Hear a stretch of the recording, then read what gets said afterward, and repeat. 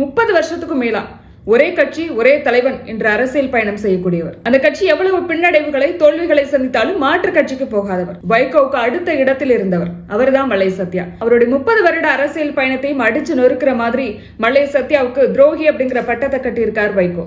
துரோகம் செய்தது யார், துரோகி யார், இந்த வீடியோல பார்க்கலாம். மல்லை சத்யாவை பொறுத்த வரைக்கும் 30 வருஷத்துக்கு மேலா வைகோட அரசியல் பயணம் செய்யக்கூடியவர். மதிமுக ஆரம்பிச்ச காலகட்டத்தில இருந்து இருக்காரு. வேற எந்த கட்சியில இருந்து வரல, மதிமுகவில இருந்து தான் அவருடைய அரசியல் பயணமே தொடங்குது.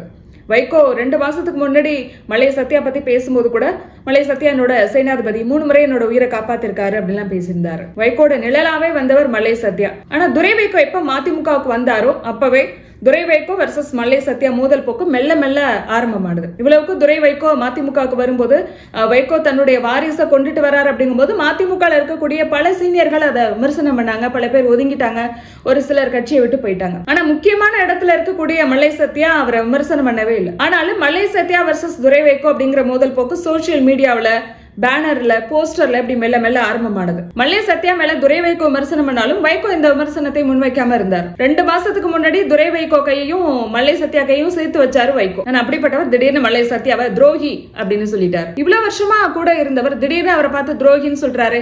ஏதாவது வலுவான காரணமோ ஆதாரமோ இருக்கா அப்படின்னு கேட்டா அப்படியான காரணங்களையும் ஆதாரத்தையும் அவர் முன்வைக்கவே இல்லை. சரி, இப்படிப்பட்டவர் எதுக்கு 2 மாசம் முன்னாடி வரைக்கும் பாராட்டி பேசணும் அப்படிங்கிறது ஒரு கேள்வி. மல்லை சத்யா மேல ஒரு சில விமர்சனங்களை வைகோ முன்வைக்கிறார். ஆனா அந்த விமர்சனமோ அந்த காரணமோ அவரை துரோகி அப்படின்னு பட்டங்கட்டுற அளவுக்கான விமர்சனமாவோ காரணமாவோ இல்லை. வெளிநாடு போகும்போது என்கிட்ட சொல்றதில்ல, 2 வருஷத்துல 7 தடவை வெளிநாடு போயிருக்காரு, ஆனா அவர் மதிமுகன்னு சொல்றதில்ல, என்கிட்ட எந்த தகவலும் சொல்றதில்ல, இப்படியான ஒரு காரணத்தை எல்லாம் வைகோ சொல்றாரு. இதே வைகோ திமுக இருக்கும்போது 1989 முதலமைச்சரும் கட்சியோட தலைவருமான கருணாநிதிக்கு தெரியாம, கலைஞர் கருணாநிதிக்கு தெரியாம ஈழப்பயணம் பண்ணார். வைகோட ஈழப்பயணத்தால சட்டமன்றத்திலிருந்து டெல்லி வரைக்கும் பதில் சொல்ல வேண்டிய கட்டாயம் திமுக அரசுக்கு வந்தது. எனவே வைகோ திரும்ப வந்ததும் அவர் மேல நடவடிக்கை எடுப்பாங்க, அவர் கட்சியை விட்டு நீக்குவாங்க அப்படிலாம் சொல்லப்பட்டது. ஆனா அவர் மேல எந்த நடவடிக்கையும் எடுக்கல. அவர் மன்னிப்பு கேட்டாரு, உடனே மன்னிச்சுட்டாங்க. இவ்வளவு பெரிய விஷயத்த பண்ண வைகோக்கு துரோகிங்கிற பட்டம் எல்லாம் கட்டல.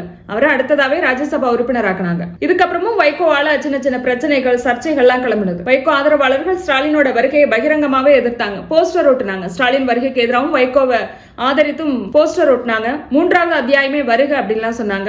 வைகோ ஆதரவாளர்கள் மேடையில ஏறும்போதெல்லாம் திமுகவுல ஸ்டாலின் முன்னிலைப்படுத்தப்படுவதற்கு எதிர்ப்பு தெரிவிச்சும் வைகோ அடுத்த இடத்துக்கு வரணும் அப்படிங்கிற தங்களோட கருத்தை பகிரங்கமாவே வெளிப்படுத்தினாங்க. எம்ஜிஆர் திமுக இருந்து வெளியேறும் போது கூட போட்டி பொதுக்குழுவையோ செயற்குழுவையோ அவர் கூட்டல. கருணாநிதி ஆதரவாளர்களை நீக்கிறேன் அப்படின்னு அவர் யாரையுமே நீக்கல. நாங்க தான் உண்மையான திமுக, உதயசூரியன் சின்னம் எங்களுக்கு தான் சொந்தம் அப்படின்னு அவர் எதையுமே சொந்தம் கொண்டாடல. தேர்தல் ஆணையம் போகல. ஆனா திமுகவுக்கு எதிராக, கருணாநிதிக்கு எதிராக இது அத்தனையும் செய்தவர் வைகோ. மதிமுகவை ஆரம்பிக்கும் போது எந்த காலத்திலையும் என்னோட வாரிசுகளை நான் கொண்டுட்டு வர மாட்டேன் அப்படின்னு உறுதி கொடுத்த வைகோ, வயசாகுது, உடம்பு சரியில்லை, நிர்வாகிகள் கேட்கிறாங்க அப்படிங்கிற காரணத்தை எல்லாம் சொல்லி துரை வைகோவை மதிமுகக்குள்ள கொண்டு வராரு.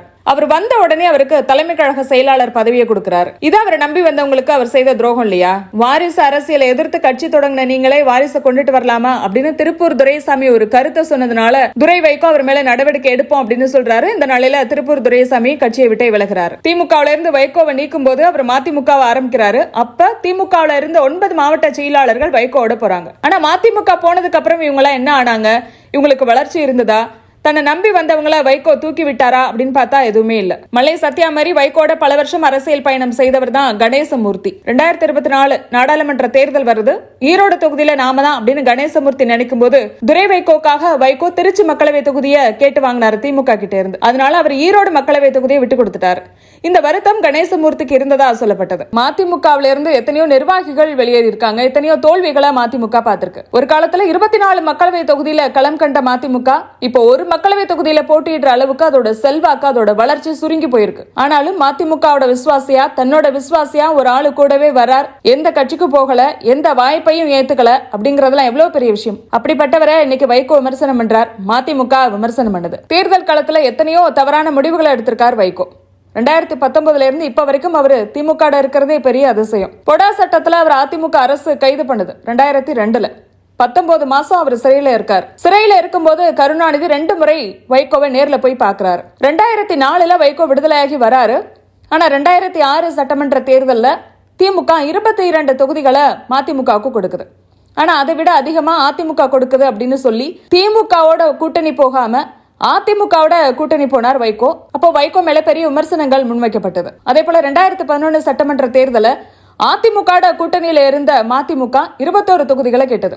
ஆனா 21 தொகுதியெல்லாம் கொடுக்க முடியாது, 6 தொகுதி தான் கொடுக்க முடியும் என்று சொன்னார் ஜெயலலிதா. அதனால கூட்டணியில இருந்து வெளியேறின வைகோ தனியா களம் காணுவார் அப்படின்னு எதிர்பார்த்த நிலையில 2011 சட்டமன்ற தேர்தலில் மதிமுக போட்டியிடாது, நாங்க அந்த தேர்தலை புறக்கணிக்கிறோம் அப்படின்னு சொன்னது மதிமுக நிர்வாகிகளுக்கு, தொண்டர்களுக்கு மிகப்பெரிய அதிர்ச்சியா இருந்தது. வைகோ எடுத்த மிக மோசமான முடிவுல இது இன்னொரு மோசமான முடிவு அப்படின்னு பல பேர் விமர்சனம் பண்ணாங்க. இப்படி மோசமான முடிவுகளை ஒரு தலைவர் எடுத்தாலும், கட்சி பின்னடைவை சந்தித்தாலும் மாற்று கட்சிக்கு போகாம மதிமுகவிலேயே பயணம் செய்தவருக்கு துரோகின்னு பட்டம் கட்டி மலை சத்யாவை வெளியேற்ற நினைக்கிறது வைகோ எடுத்த முடிவுகளையே ரொம்ப மோசமான முடிவு.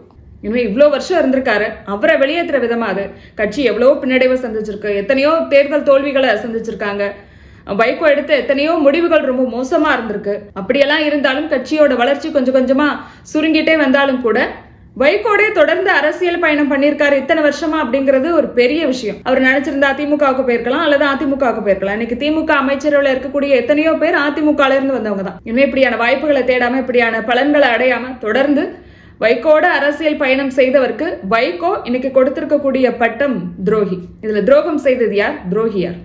கமெண்ட்ல பதிவு பண்ணுங்க, மறக்காம சப்ஸ்கிரைப் பண்ணுங்க. நாளைக்கு பேசலாம்.